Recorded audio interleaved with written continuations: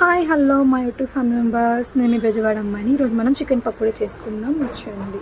చూసారా ఎంత బాగా వచ్చిందో, సాఫ్ట్గా. అండ్ చికెన్ ఎంత బాగా బాయిల్ అయిందో. మనం ఎలా చేయాలో చూసేద్దాం రండి. ఒక 1/2 kg బోన్లెస్ చికెన్ తీసుకోవాలండి. నేను మా ఇంట్లో పిల్లలు ఉన్నారు కాబట్టి నేను బోన్లెస్ చికెనే చేస్తాను. అసలు చిన్న చిన్న ముక్కలుగా సపరేట్ చేసేసుకొని బోన్స్ అన్ని సపరేట్ చేసేస్తానండి. తర్వాత చికెన్ బాగా శుభ్రం చేసుకొని పక్కన పెట్టేసుకుంటాను. శుభ్రం చేసుకున్న చికెన్లో 2 tablespoon అల్లం వెల్లుల్లి paste, 2 tablespoon chilli powder, 1/2 tablespoon turmeric powder, 1 tablespoon chicken powder, 1 tablespoon ధనియా powder, 1 tablespoon garam masala powder, 1 tablespoon మిరియాల పొడి అండి, బ్లాక్ పెప్పర్ది వేసేసుకొని తర్వాత రుచికి సరిపడా సాల్ట్ వేసుకోవాలి. తర్వాత పెరుగు వేసుకోవాలండి. ఒక 2 tablespoon పెరుగు వేసుకోవాలి. తర్వాత అజినోమోటో వేసుకుని టేస్ట్ బాగుంటుందండి. అసలు మనకి బయట చేసినట్టే వస్తుంది.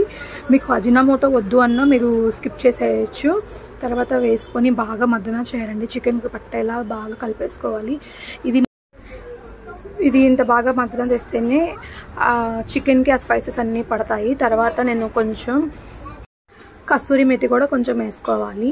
తర్వాత ఒక 1/2 లెమన్ అనేది పిండుకొని బాగా కలిపేసుకొని మూత పెట్టేసి ఫ్రిడ్జ్లో ఒక 1/2 hour ఉంచేసేయాలండి. నేను లెమన్ అనేది మర్చిపోయాను, అంతే మళ్ళీ తర్వాత వేసుకున్నాను. ఫ్రిడ్జ్లో పెట్టేసుకొని ఒక 1/2 hour 1 hour రెస్ట్ ఇచ్చేసేయాలి.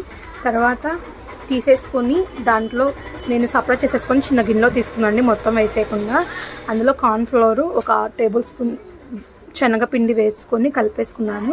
కొంచెం టైట్గా ఉందని చెప్పి కొంచెం వాటర్ పోసుకున్నాను. మనం లూజ్ని చూసుకోవాలండి. లూజ్గా కొంచెం వాటర్ పోసుకోవాలి. మనకి ఆ పిండి ఎలా ఉంటుందో తెలుస్తుంది కదా, అలా వాటర్ పోస్తుంది. నాకు కారం ఎక్కువగా తింటామండి, అందుకే కారం సరిపోలేదు. సో కారం కొంచెం 2 tablespoons కారం వేసుకున్నాను. ఎందుకంటే మనం కార్న్ఫ్లోర్ ప్లస్ శనగపిండి వేసాం కదా, దానికి తగ్గట్టు కారం వేసుకున్నాను. బాగా కలిపేసుకొని స్టవ్ వెలిగించి కళాయి పెట్టేసుకొని డీప్ ఫ్రైకి ఆయిల్ పెట్టేసుకోవాలి. ఆయిల్ వేడైందో లేదో చూసి మనం చిన్నది వేసుకొని తీసేయాలండి. ఆయిల్ వేడైతే పొగలు వస్తున్నాయి చూసారా, ఆ పొగలు వచ్చే ఆయిల్లో వేయాలి. తర్వాత సిమ్లో పెట్టేసుకోవాలి. ఆయిల్ అనేది బాగా హీట్ ఉండాలండి, చూపించాను కదా, అలా వేసేసి సిమ్లో పెట్టేసుకోవాలి. సిమ్లో పెట్టుకొని ఒక 5 minutes అవ్విన తర్వాతనే మనం వాటిని టర్న్ అవుట్ చేసుకోవాలి. అది వేగకుండా టర్న్ అవుట్ చేస్తే ఆ పిండి అనేది మొత్తం అంటుకుపోతుంది.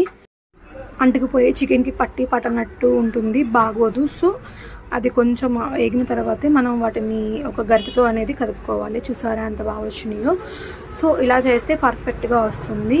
మనం బయట ఎక్కడ తీసుకోకుండా చక్కగా ఇంట్లోనే చేసుకొని పిల్లలకు పెట్టుకోవచ్చు.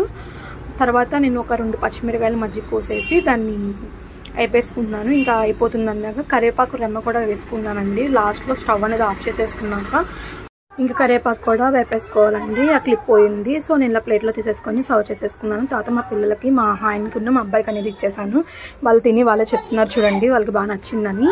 సో వీడియో కనుక మీకు నచ్చినట్టయితే లైక్ చేయండి, షేర్ చేయండి, కామెంట్ చేయండి. ప్లీజ్ సబ్స్క్రైబ్ చేసుకోండి. Thank you for watching.